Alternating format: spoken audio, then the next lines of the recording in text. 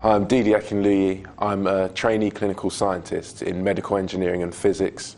I studied engineering at university, and before that I did A-levels in maths, physics, design technology and chemistry. In my second year at university, I did a short work experience at a company that did some vision science work, which is developing eye tests and other such things.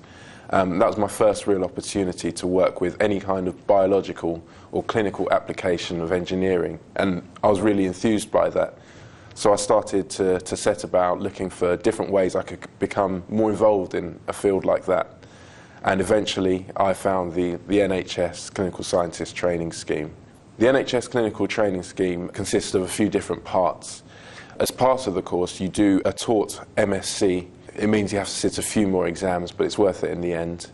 As you're doing that, you also you go around to different hospital departments on acquaintanceships, that's day visits, and you can ask questions to the clinicians there, understand the kinds of equipment they're using and some of the issues in running a clinical service.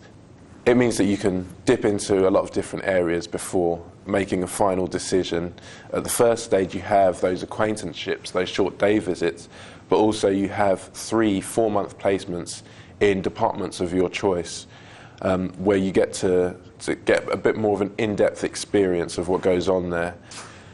I did an engineering degree, but many of my colleagues did degrees in physics, some are mathematicians, and in other areas of clinical science people did biology and chemistry. So they really do accept a wide range of careers, but in particular it's very useful to have a mathematical background of some sort. I think that when it comes to recruiting people into clinical scientist jobs, they want to see people who are motivated, who are interested in the work they're doing, but also appreciate the kind of clinical benefit that that patients can see from the services that you're delivering. It's a combination of things that makes this job particularly attractive for me. For one thing, there's the mathematical side, there's the research side. You begin to understand something about the human body, which is probably the most complicated machine that we have available to us.